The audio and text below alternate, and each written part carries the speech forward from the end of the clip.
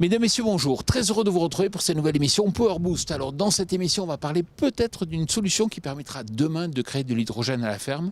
On parlera aussi des nouveautés que nous avons remarquées dans les allées du CIMA. Et puis, pour finir, on parlera de sécurité. Top départ pour cette nouvelle émission Power Boost.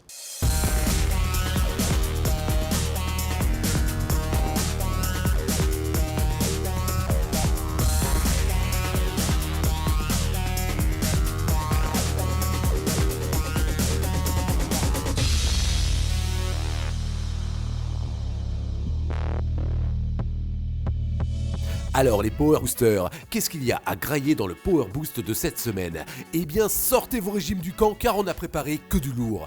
La méthanisation, ça produit du biométhane, merci Captain Obvious, mais saviez-vous que le procédé a aussi un rôle à jouer dans la production d'hydrogène vert? On vous explique tout.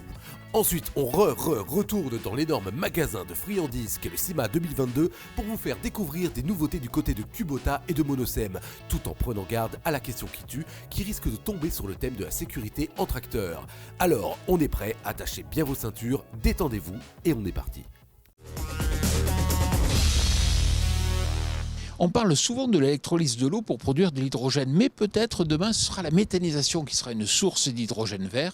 On en parle justement dans notre magazine, Les Experts du Biogaz, en partenariat avec Deleplanque. Alors, voit-on à l'horizon une nouvelle valorisation pour le biogaz issu de la méthanisation agricole? En effet, des recherches actuelles portent sur les synergies entre la méthanisation et les techniques de bioraffinerie environnementale.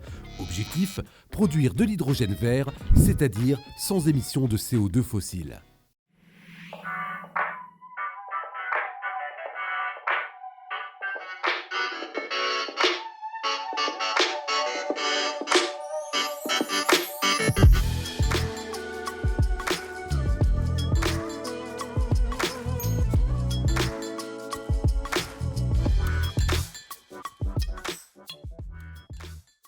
Tout d'abord, il faut bien définir à quoi correspond la bioraffinerie environnementale. Alors, bioraffinerie, pourquoi? Parce qu'on va essayer de remplacer des matières qui sont issues de la raffinerie du pétrole par des matières qui sont biosourcées, issues du vivant. Donc pourquoi environnementale? Parce que ces matières organiques qui vont être à la source de ces transformations, on va les chercher dans les déchets.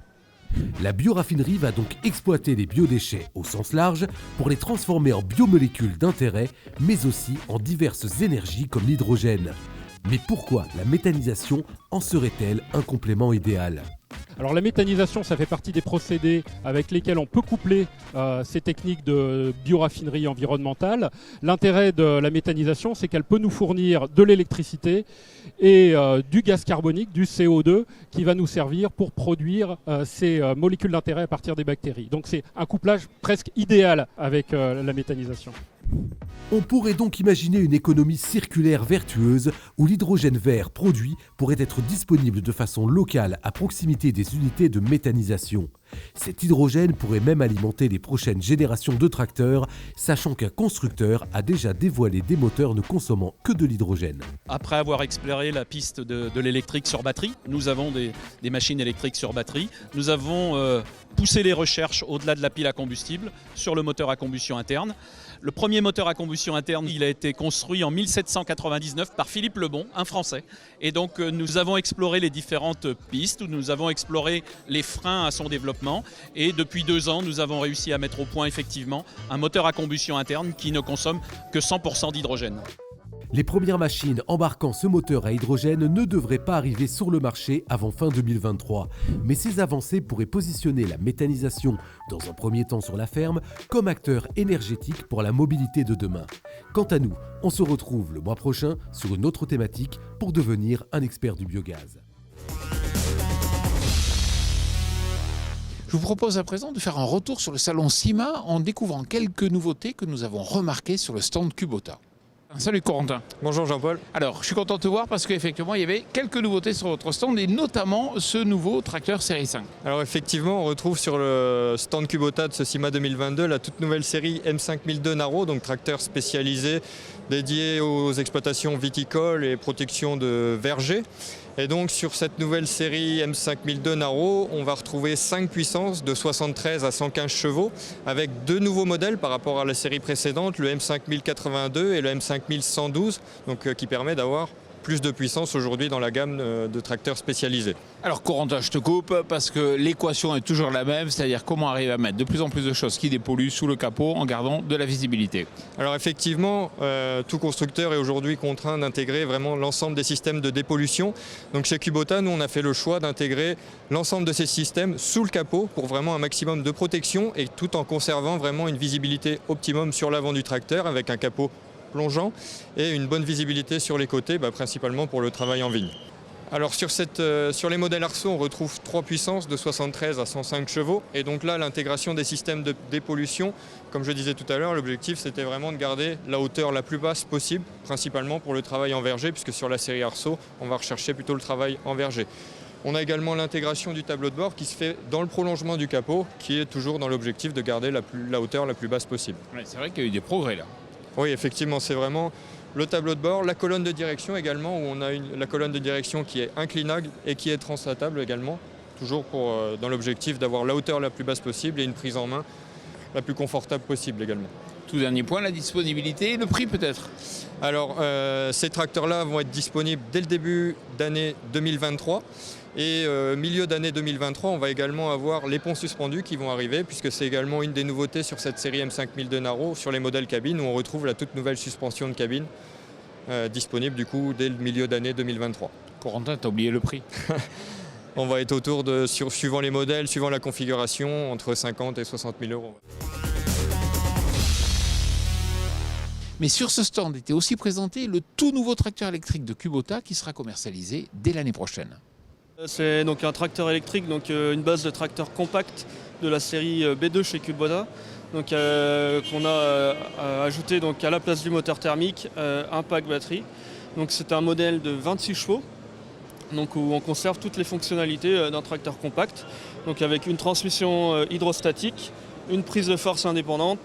On va retrouver jusqu'à 2 distributeurs hydrauliques avec une pompe de 20 litres par minute.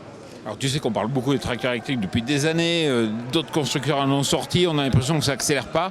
Est-ce que là on est sur la bonne taille, le bon gabarit pour avoir quelque chose de rentable ? Alors oui, donc après le principal marché, donc ce tracteur, ça va être évidemment dans un premier temps les grandes collectivités et les villes qui veulent faire la transition vers des moteurs non thermiques.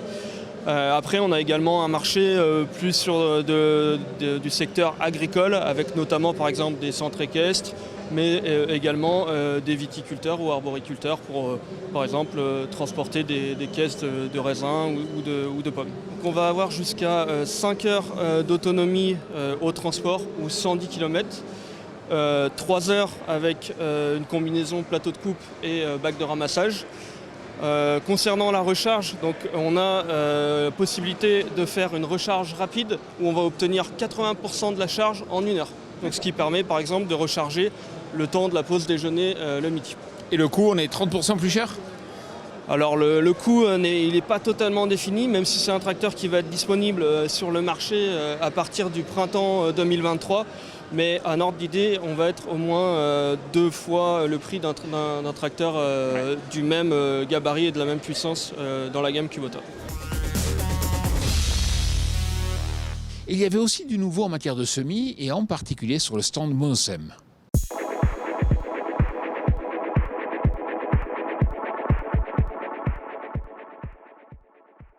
Qu'est-ce que Valotera Ultimate ?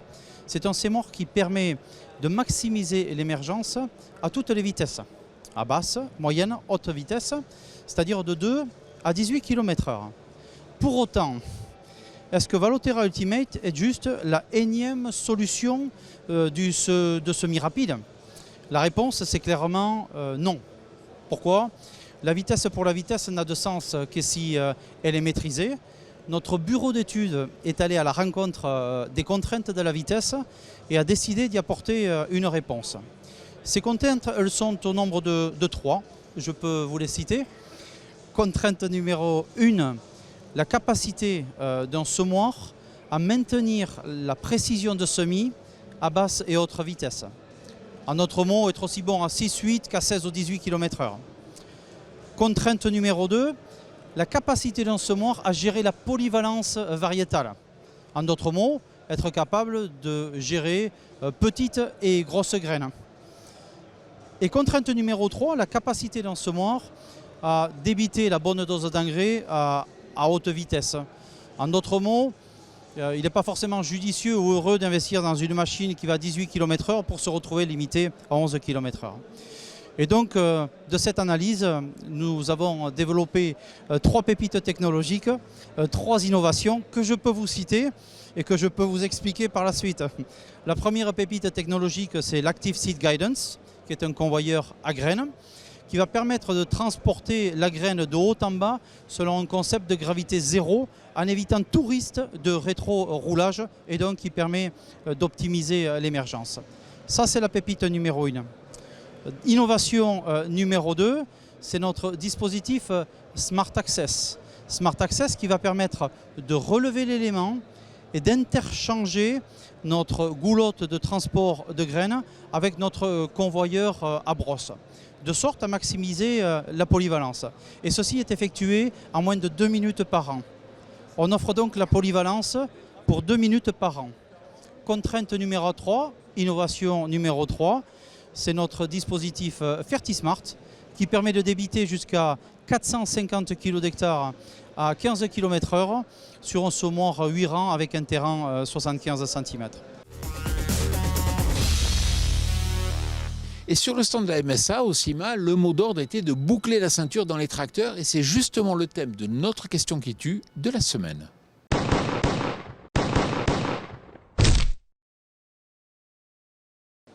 Alors pourquoi il ne la boucle pas? Effectivement, il devrait en tout cas. Les renversements de tracteurs chaque année, ça représente entre 15 et 20 accidents mortels pour les salariés et les exploitants agricoles. Ça représente également une part importante des accidents routiers. Sur le réseau routier, les tracteurs sont un danger pour les autres, mais sont également un danger pour leurs propres conducteurs. Et donc on a vu ces dernières années une tendance à l'augmentation des accidents avec des tracteurs sur la route et des dégâts importants en cas d'arrêt brutal du tracteur, des dégâts notamment thoraciques très importants, majeurs, mortels. Donc tout ça devrait conduire les agriculteurs à porter la ceinture au quotidien. Il faut savoir également que ces 3 dernières années, on constate une augmentation de l'accidentologie routière avec des tracteurs qui sont impliqués dans des accidents qui génèrent de gros dégâts face aux motos, face aux voitures qu'ils rencontrent. Mais dans un quart des cas, les victimes, c'est également les chauffeurs du tracteur. Cette ceinture, elle est présente sur les tracteurs. C'est récent à l'échelle de la réglementation, c'est 2018. Néanmoins, il est possible d'en installer sur des tracteurs plus anciens. Voilà, notre émission Power Boost touche à sa fin. J'espère bien sûr qu'elle vous a plu. N'oubliez pas de nous retrouver chaque jour sur notre chaîne YouTube et puis de vous abonner à notre page Instagram. Je vous souhaite une excellente semaine.